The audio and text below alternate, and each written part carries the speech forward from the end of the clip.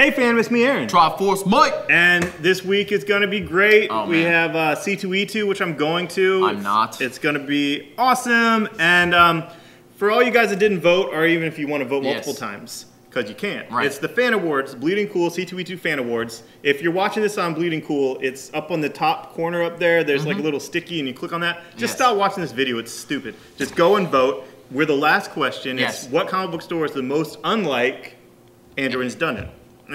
You know, that's us, obviously. We have a lounge. People are going to hang out. We're not like buy something or leave.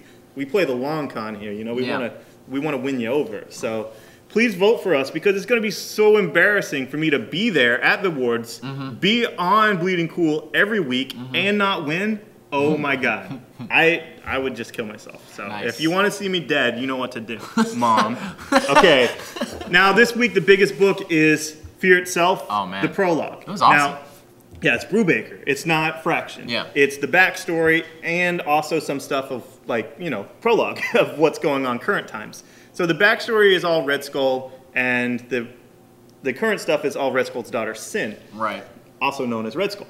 So none of this is spoilers. This is all stuff that's been in interviews and been, like, Fraction, blah, blah, blah. But this is not issue 1. This is just the backstory. So don't go here expecting to understand everything about Fear Itself. That'll be, you know, issue 1. Yeah. This is all the setup and what happened with Red Skull. And long story short, Red Skull tried to conjure a god that of fear that is the real Allfather above Odin. I don't remember that. No, that it's, you know, different myths, you know. Okay. They streamline that in public schools. Oh, okay. But anyway, he tried to calm down. He couldn't calm down during, you know, Nazi time, Red Skull. Okay. And my theory, and this is just pure speculation, Fear Itself is they tried to conjure him, and then this guy in the wheelchair named Roosevelt, he's like, the only thing we have to fear is Fear Itself. And then America all like unclinched their butt, and they weren't afraid of Nazis anymore because this guy wasn't, that's their president, and, you know, because he was leading them, and so it couldn't be conjured. My theory is now that we're so afraid of terrorism, of the economy, of natural disasters, of the benefit shows and concerts from those natural disasters, all this stuff that we are so afraid now worldwide that he can conjure, he can come, and that's what Fear Itself is going to be about with Sin. But, you know, that's a spoiler. No, that's a speculation. It's not a spoiler. A spoiler would be telling you that Swamp Thing appears in here. Which he does not, but I still think that Swamp Thing is the ultimate protector. I still do. I really do. Because, you know, like air, wind, you know, no, air is wind. Then you have water, then you have fire, and then Swamp Thing is earth. And, you know, that's what I think. Whatever. That's cool. Uncanny X-Force .1. These .1 books have been awesome. And with this one, it's like, okay, it's only issue 5. Sure.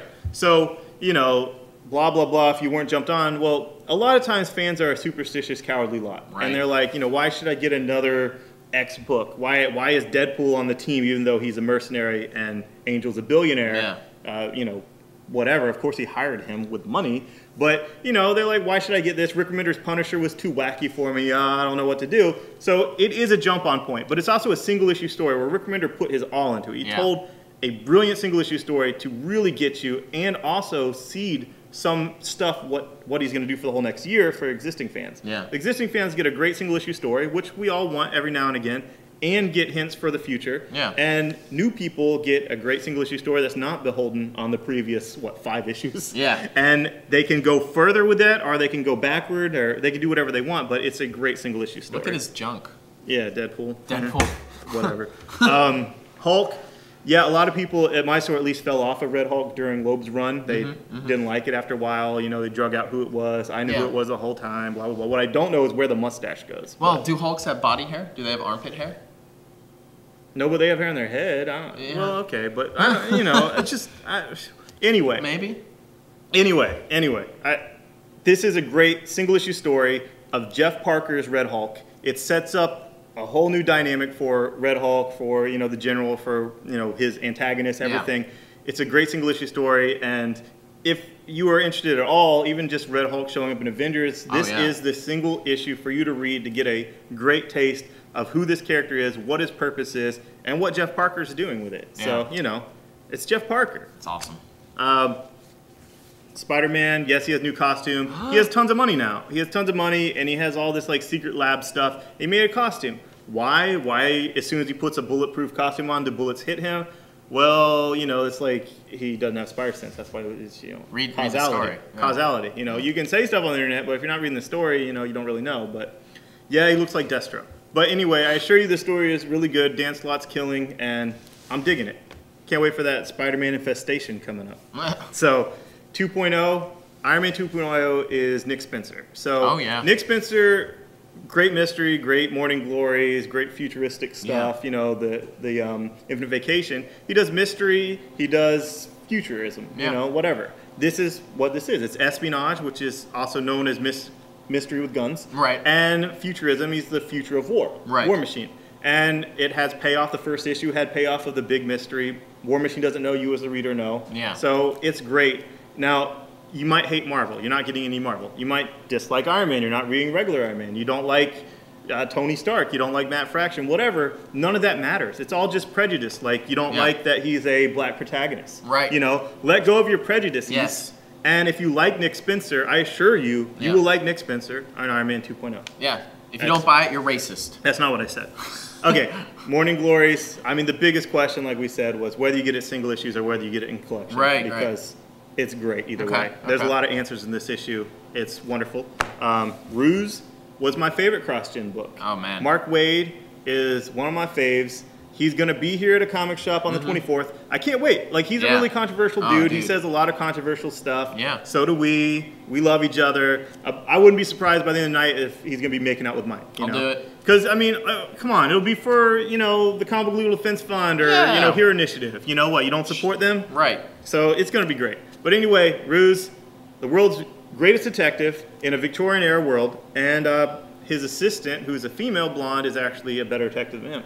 And it starts in the middle of things. You don't have to have read anything before, and you just get a great story. And I recommend Ruse to anyone walking in the store. It's just a brilliant, fun mystery comic.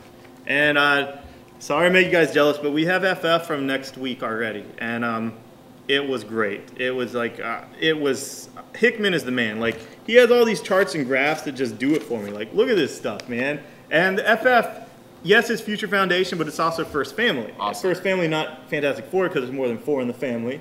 And Future Foundation, that's the foundation. And so many spoilers I could say, but I'm not going to. But, you know, it's great. And Spider-Man's on the team, yes. Why is he on the team? When people die, especially if they have, like, you know, dangerous jobs, they have Last Will and Testament. Maybe Human Torch Last Will and Testament was, if I die, replace me with Spider-Man. Yeah. It'd be the best thing for Franklin. Duh. So I read that on the preview pages. Yeah, don't let that Spider-Man being on the team be an impediment for you to get this. It's really brilliant, and I'm very, very enthused with what Hickman's doing. And I hope to see a lot of you guys at C2E2. I'll be wearing this shirt so people recognize me because I have lost a lot of weight. And I hope I win. Please vote for me. Bye-bye.